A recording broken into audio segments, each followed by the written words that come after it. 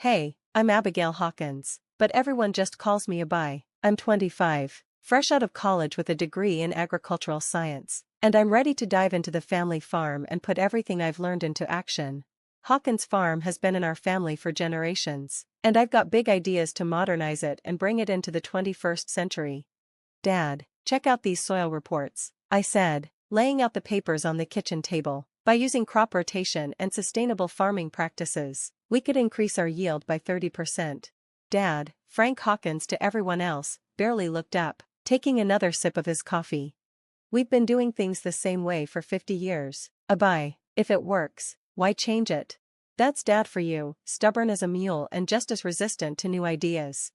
My sister Megan walked in, Brad following her with his usual smug look. You two arguing about the farm again? She asked, rolling her eyes. We're not arguing, I said, just trying to talk about the future. Brad smirked. Good luck with that. Some of us have actual jobs to worry about. I clenched my jaw. Megan and Brad lived in the city, visiting only during holidays, and they didn't care at all about the farm, yet they were always ready to criticize it. Later that day, I vented to Sarah at her organic farm down the road. I don't understand, Sarah, why can't Dad see that we need to evolve? Sarah nodded sympathetically. Some people are just stuck in their ways. Abs, but look at what I've done here. Maybe if he sees a successful modern farm, it'll change his mind. I glanced around at Sarah's thriving fields. Maybe, I just wish he'd give me a shot. The next day, I was at my part-time job at the local co-op, setting up a display of new organic fertilizers when my boss, Tom, came over. Abi, that proposal you sent for the community garden project is fantastic. Have you thought about applying some of these ideas to your family's farm? I laughed, though it was bitter. Oh, I've thought about it plenty, but getting Dad on board is the real issue. Tom frowned. That's a shame. With your knowledge, Hawkins Farm could be a leader in sustainable agriculture around here. His words stuck with me as I drove home that evening. The sunset bathed the fields in golden light. This land was in my blood, and I was determined to make it thrive. I found Dad in the barn, tinkering with the old tractor. Dad, we need to talk about the future of the farm. He sighed and set down his wrench. Abi, not again. Yes, again. The world's changing, and if we don't change with it, we'll be left behind. Dad hesitated, his gaze shifting. Actually, I've been thinking about that. I'm considering retiring soon. My heart skipped a beat. This was my moment. Really, Dad? That's awesome. I have so many ideas. He held up a hand, cutting me off. Hold on. Retirement is a big step. We need to figure out who's going to take over. Something in his voice made me pause. What do you mean? I've been working this land for years. Dad avoided my eyes. We'll talk about it at the family dinner next week. Just keep an open mind. As he walked away, I couldn't shake the feeling that something was off. I had no idea that my world was about to be flipped upside down. The family dinner started like it always did, Mom's pot roast and Dad's corny jokes, but there was a thick tension in the air that was impossible to ignore. So, I've got an announcement, Dad said, clearing his throat. As you know, I'm planning to retire soon. I straightened up, my heart racing. This was it. I've been thinking a lot about the future of this farm, he continued, and I've decided, I'm handing it over to Brad. The words felt like a punch to the gut. What? I gasped. Brad's face lit up with a smug grin. I'm honored, Frank. I'll do my best to keep the Hawkins legacy alive. I couldn't believe what I was hearing. Dad, this has to be some kind of joke. I have a degree in agriculture. I've been working this farm. Dad shook his head.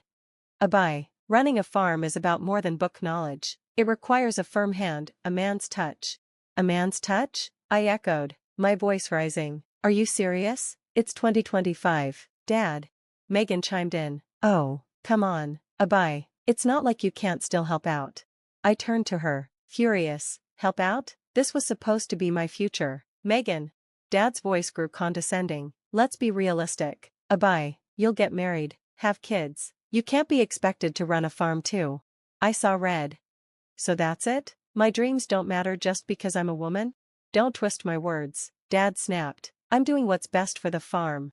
Best for the farm? I laughed bitterly. Brad doesn't even know the first thing about farming. Brad leaned back in his chair, smirking. I'm a quick learner. Besides, how hard can it be? I stood up so quickly that my chair tipped over. This is ridiculous, and you know it. Dad, you're making a huge mistake. Dad's face hardened. My decision is final, Abigail, you can either accept it, or what? I challenged. Or you can leave, he said quietly. The room went deathly silent. Mom looked like she wanted to say something, but she stayed silent. I looked around at their faces, Dad's stubbornness, Brad's smugness, Megan's indifference. I realized I couldn't stay here. Fine, I said, my voice shaking with rage. I'm out.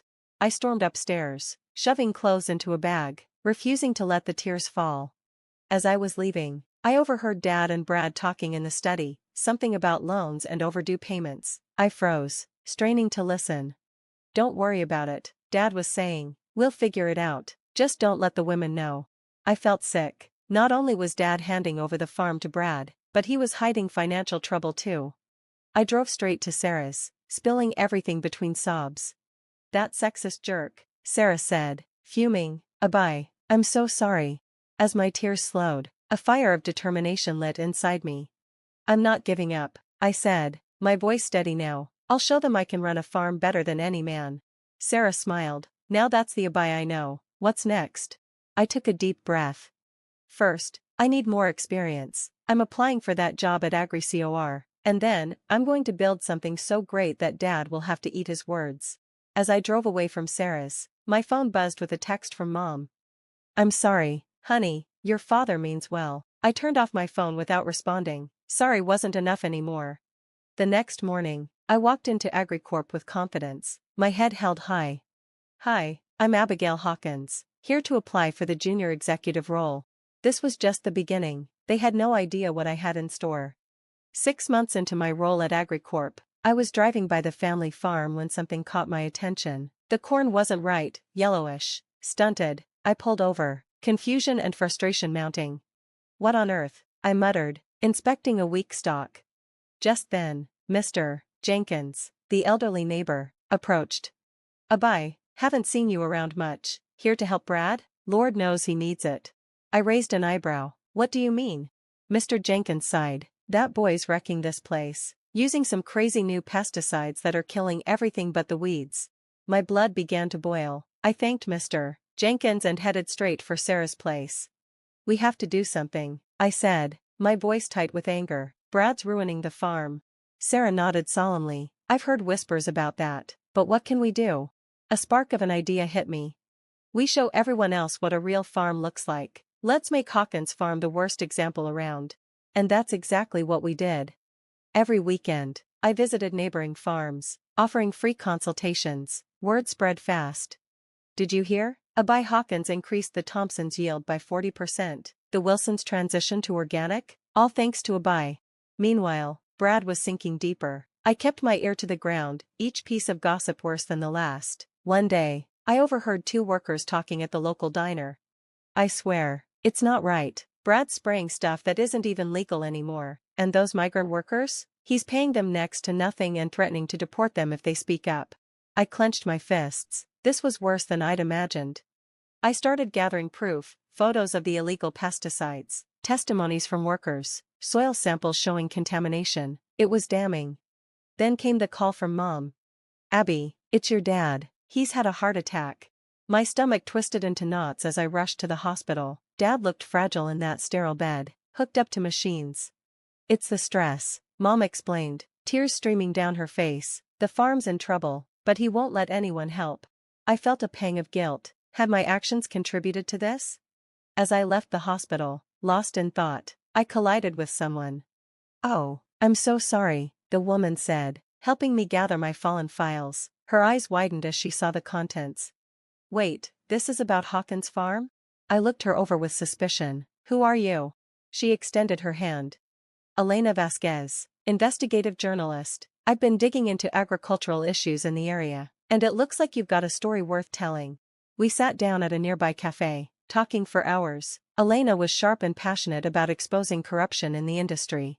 This is bigger than just your family, Abby, Elena said, her voice steady. It's about workers' rights, environmental protection, and the future of farming in this region. I nodded slowly. I get that, but it's still my family. If this goes public, it could tear everything down. Elena leaned forward, eyes intense. Sometimes doing the right thing means making tough decisions. The question is, are you ready to make that choice? I stared at my coffee, mind racing. On one side, it was my chance to prove myself, to show Dad he was wrong about me. On the other side, it could destroy everything, the legacy of generations of hard work. I need time to think, I said finally. Elena nodded, of course, but don't take too long. These kinds of stories have a way of getting out, with or without us. As I drove home that night, the weight of the decision settled on my shoulders. What was I willing to sacrifice, for justice, for truth? I pulled over at the edge of our land, looking out at the fields I'd grown up in. The farm was withering, dying under Brad's incompetence, but it was still home. What would you do, Mom? I whispered, thinking of her quiet strength in the face of Dad's stubbornness. The answer came to me, slow but sure. I knew what I had to do. I grabbed my phone and dialed Elena's number. Hey, it's Abby, I'm in, let's make this happen. Together, Elena and I worked relentlessly on our exposé. When it dropped, it hit like an explosion. Unethical practices rot local farm from the inside splashed across the headlines. The story went viral, igniting outrage and sparking investigations. I watched from a distance as Brad was arrested, handcuffed, charged with multiple offenses. Dad stood in the driveway, looking stunned. A few days later, as I helped the Wilsons replant, Dad's truck pulled up. Abby, can we talk? He asked, his voice heavy with weariness. I wiped my hands on my jeans and stood up straight. I'm busy, Dad. He nodded, eyes downcast. I know, I was wrong, Abby, about everything. Can you forgive me? For a moment, I hesitated, but then the pain of betrayal surged back. No, Dad, I can't. You didn't just hurt me, you hurt this whole community. Some things can't be undone. He flinched, but nodded. I understand. I'm proud of you, Abby, for what it's worth. As he drove away, a weight lifted from my shoulders. I no longer needed his approval. With the support of the community and backing from investors, I launched Hawkins' New Generation Farm, a place focused on sustainable, innovative farming practices. I had proven myself to the world. The Hawkins legacy didn't live on in Dad's old fields, it lived in the new ideas I shared with the next generation. This was my victory, hard-earned and sweet. As for forgiveness, some crops just aren't worth replanting. The saga of Abby and her fight against her family's wrongdoing has come to a close. But here's a question for you. Was Abby right to expose her family's unethical practices and refuse to forgive her father? Or should family loyalty come before personal ambition and moral principles? Is there a point where revealing a family's wrongs is the right thing to do, even if it means destroying their legacy? Share your thoughts in the comments below. If this story resonated with you, don't forget to like and subscribe. Thanks for watching, and we'll see you next time. Stay stunned.